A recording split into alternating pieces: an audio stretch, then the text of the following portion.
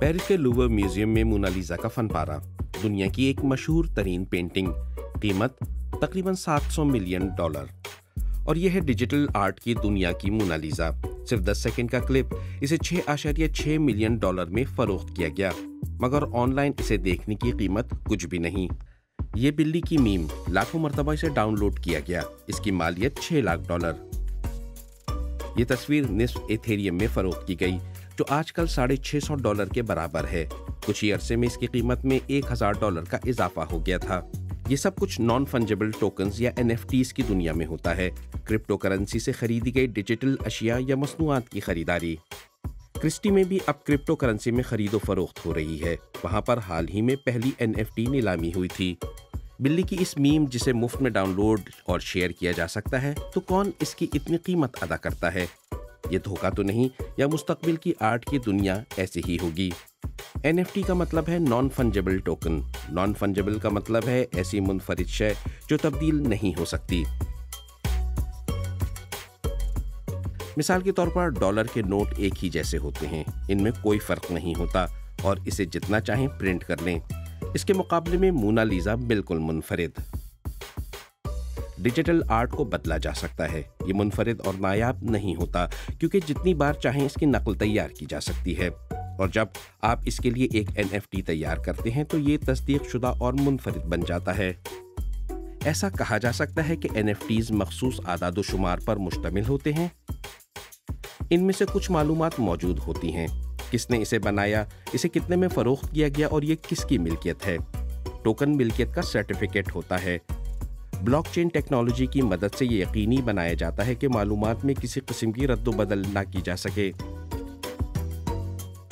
लिहाजा अगर डिजिटल शय इंटरनेट पर आसानी दस्तयाब भी हो, तो भी ये सर्टिफिकेट उसी के पास होता है जिसकी ये मिल्कियत होती है। लेकिन ऐसा करता कौन है? ये आजकल एक रुझान या नीश बन चुका है। मेरा ख्याल है कि कई अफराद ने बहुत पहले ही क्रिप्टो करेंसी में सरमायाकारी कर दी थी। आज वो फायदे में हैं। इस तरह वो अपनी चीज़ों को इधर उधर कर तो सकते हैं, लेकिन वो उसे तब्दील करना नहीं भी चाहते, क्योंकि उनको टैक्स देना पड़ेगा। मेरे ख्याल में NFT के कारोबार का ताल्लुक आर्ट से ज़्यादा अशिया जमा करने से है, जैसे ये जूते या तिजारती कार्ड्स वगैरह। अभी फिलहाल ये कारोबार छोटा ही सही, मगर डिजिटल आर्ट की दुनिया के कुछ लोग NFTs को इनकलाबी तब्दीली करार दे रहे हैं। इस तरह डिजिटल फनकार पहली मर्तबा अपने फन को धोखाधड़ी से महफूज रख सकते हैं। आर्ट का नमूना खुद अपनी कीमत का तयन नहीं करता। आप दुनिया का कीमती तरीन फन पारा खरीद सकते हैं, लेकिन अगर आप इसके असल होने को साबित नहीं कर सकते तो इसकी कोई वक़्त नहीं होती।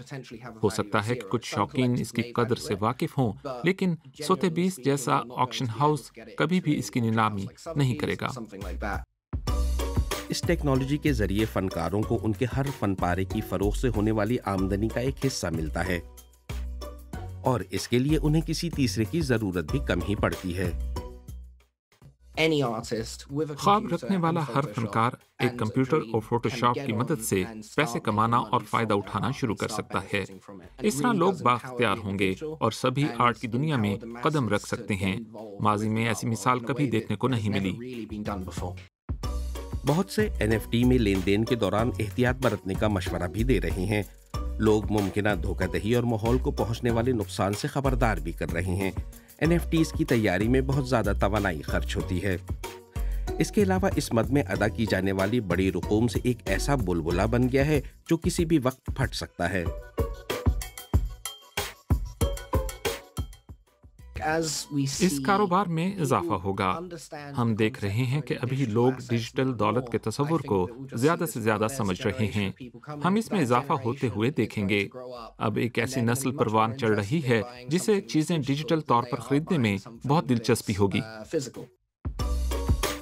अभी तक NFTs शौकीन अफराद तक ही महदूद है, लेकिन ये एक बैनुल अक़वामी रुझान बन सकता है।